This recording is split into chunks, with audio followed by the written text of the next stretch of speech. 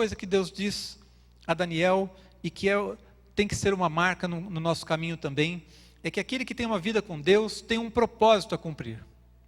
Você tem um propósito a cumprir nesse mundo, amém?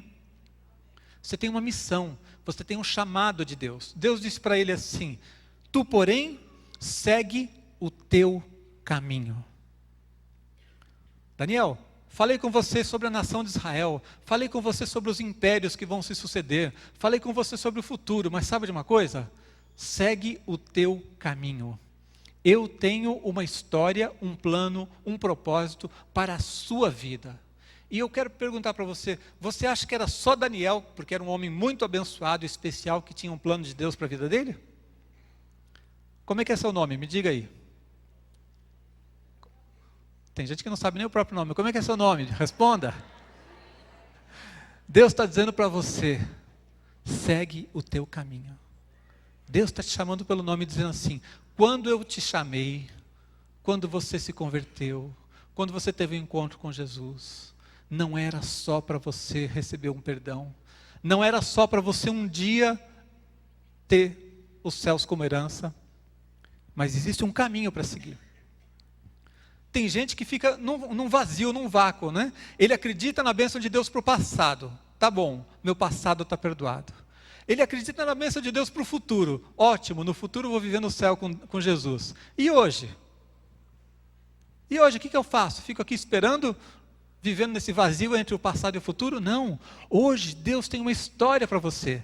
Tem um plano, tem um propósito. Não existe nenhuma pessoa no mundo que se converta e seja largada por Deus. Não tem ninguém para quem Deus não tenha propósito, amém? Não use nenhum tipo de desculpa para se esquivar do fato de que Deus tem um chamado para a sua vida. Ah, mas eu não pude estudar muito, pastor. Tem gente que conhece muito mais do que eu. Quem disse que Deus depende do nosso estudo? Ah, pastor, mas minha família era complicada. Quem disse que Deus depende de família perfeitinha? Ah, pastor, mas eu não tenho dinheiro. Quem disse que Deus só usa quem tem dinheiro? Pastor, eu não tenho tempo. Deus é dono do nosso tempo. Cada um de nós aqui tem um propósito para cumprir. E você precisa andar neste mundo sabendo que mesmo que a história do país seja uma história tão grande, mesmo que você esteja envolvido e vendo no mundo acontecerem coisas tão grandiosas, tão maiores do que você tem uma história para cumprir. Você tem um chamado de Deus. Esse chamado não depende de nenhuma outra coisa, simplesmente da vontade de Deus. E vale para todas as épocas da nossa vida. Quer ver outra coisa que as pessoas erram e fogem dessa visão de um chamado? Alguns dizem assim: eu ainda sou muito jovem.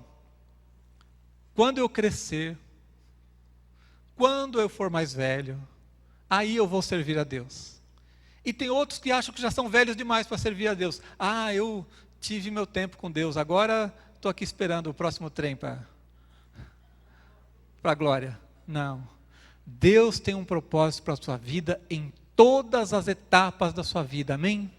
Deus usa as crianças de uma maneira tremenda, maravilhosa. Tem pais se convertendo por causa do testemunho das crianças. Tem pais sendo abençoados pela oração das crianças. Tem pessoas aqui idosas que já têm pouca saúde, pouca vitalidade física, mas a Bíblia diz que ainda que o nosso homem exterior se corrompa, o interior se renova de dia em dia, e essas pessoas estão sustentando muitas vezes a vida dessa igreja. Deus tem planos para todas as épocas, todas as etapas da nossa vida. Não é só para quando você está com dinheiro, não é só para quando você está duro, é para todos os momentos da sua vida. Deus tem um chamado para as nossas vidas. Nós não somos simples espectadores, nós não vimos aqui assistir um culto. Ser crente não significa viver uma vida mais ou menos e no domingo ir lá num culto para receber um pouquinho de ânimo. Não é isso. Ser cristão é ser servo de Jesus. E Deus tem um chamado para a nossa vida. O primeiro chamado é o de fazer discípulos, de pregar o evangelho e fazer discípulos, investir nas vidas. Nós precisamos fazer isso. Se cada um aqui de fato for um discípulo de Jesus, estiverem investindo em vidas, ganhando vidas para Jesus, cuidando dessas vidas, levando-os a se tornarem novos discípulos, essa igreja vai explodir e alcançar milhares de pessoas, amém? Nós precisamos fazer a vontade de Deus. E Deus tem vontades específicas. O chamado de fazer discípulos é para todos, mas Deus tem um lugarzinho específico para cada um de nós aqui. Nós temos um papel para exercer na nossa família, no bairro onde vivemos, no lugar onde trabalhamos, com as pessoas com quem Deus coloca na nossa vida. Deus nos chamou para seguir um caminho com Ele. Ele tem um chamado, Ele tem um propósito para as nossas vidas. E diante de todas as coisas grandiosas que acontecem no mundo, esse chamado pessoal continua.